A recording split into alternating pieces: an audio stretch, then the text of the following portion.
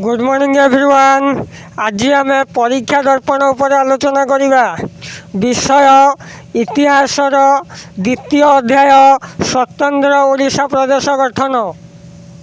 चलो पिला माने विषय को आरंभ करिबा। क्वेश्चन प्रथम क्वेश्चन, ओडिशा केबे इंग्रेज शासनाधीन हला? उत्तर ख 1803। प्रश्न 2, 1849 कटक कलेक्टर केउ भाषा को सरकारी भाषा रूपे स्वीकृति देइथिले? उत्तर क बंगला। प्रश्न 3, 1882 गठित उत्कल सभार प्रथम सभापति किए थिले? उत्तर घ चौधरी काशीनाथ दास। प्रश्न 4, केबे लॉर्ड रिपन स्थानीय स्वायत्त शासन व्यवस्था प्रचलन करथिले? उत्तर ख 1882। प्रश्न 5, उत्कल हितवादिनी सभा केउ सहर गढ़ी उठिथिला? उत्तर ग ब्रह्मपुरु। प्रश्न 6, केउ पत्रिका ओडिया मानक मध्यरे जातीय जागरण सृष्टि करी ओडिया भाषार सुरक्षा दिगरे जनमत जागृत करथिला? उत्तर घ संबलपुर हैतैषिणी।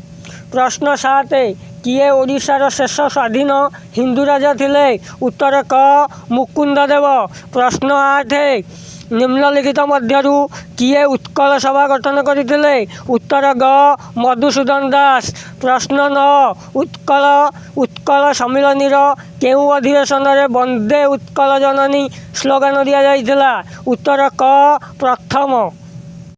प्रश्न 10, उत्कल सम्मिलनीर प्रथम अधिवेशन रे किए सभापतित्व करथिले? उत्तर ग श्रीरामचंद्र भंज। प्रश्न 11, ओडिशा केबेठारु एक स्वतंत्र प्रदेश हला? उत्तर घ 1936 एप्रिल 1। प्रश्न 12, अमृत बजार पत्रिकार संपादक किए थिले? उत्तर ख मोतीलाल घोष।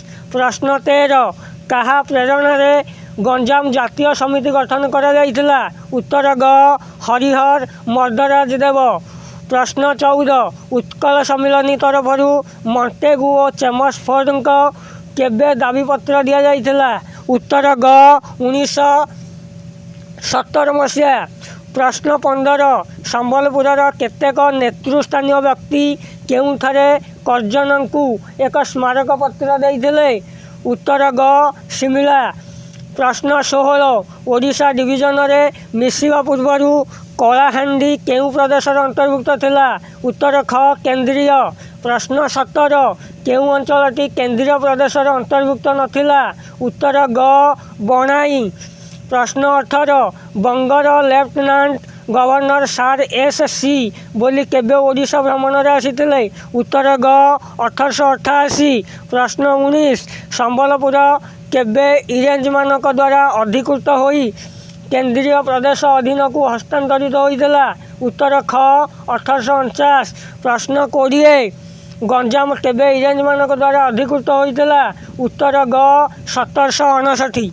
प्रश्न 21, उत्कल दीपिकार संपादक किए थिले? उत्तर ख गौरी शंकर राय। प्रश्न 22, 1886 डिसेम्बर 28 रे जातीय कांग्रेसर द्वितीय अधिवेशन केउठारे अनुष्ठित होइथिला? उत्तर ख कलिकता। प्रश्न 23, निम्नलिखित मध्यरु किए लॉर्ड कर्जन को प्रभावित करी ओडिशा आनिथिले? उत्तर क मधुसूदन दास। प्रश्न 24, साइमन कमिशन को महाराजा कृष्णचंद्र गजपति केउठारे साक्षात करी स्वतंत्र ओडिशा प्रदेश गठन लगी जुक्ति उपस्थापन करथिले? उत्तर ख मांद्राज। प्रश्न 25, 1935 भारत शासन आईन रो केते धारा अनुଯାयी ओडिशा को नूतन प्रदेश भाव स्वीकृति दिया जाइथिला? उत्तर घ 289। प्रश्न 26, स्वतंत्र ओडिशा प्रदेशर गठन संपर्क में मतामत देवा निमंते केउ सब कमिटी गठन करा जाइथिला? उत्तर क अटली सब कमिटी। प्रश्न 27, किए ओ डनेल कमिटीर सदस्य नथिले?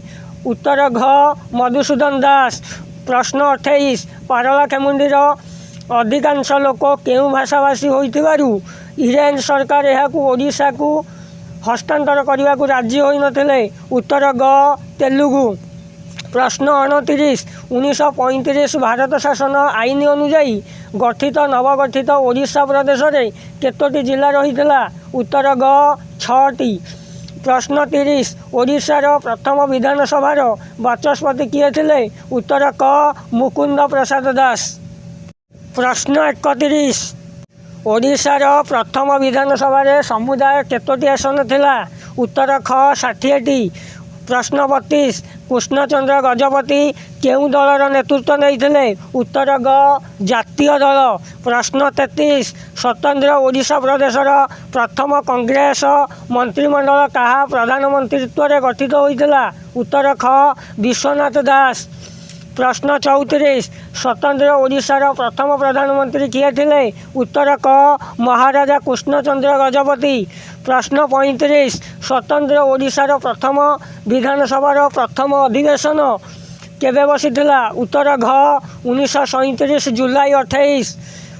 प्रश्न 36 मुख्यतः केहू अंचल गुड़िकू नहीं ओडिशा इरेंज मानक द्वारा शासित होता? उत्तर ख पुरी कटक बालेश्वर। प्रश्न 37 मरहटा माने केउं भाषा को ओडिशार राजभाषा रूपे मान्यता देइथिले? उत्तर ग फारसी। प्रश्न 38 ओडिशार सीमा निर्धारण कमिटीर अध्यक्ष किए थे?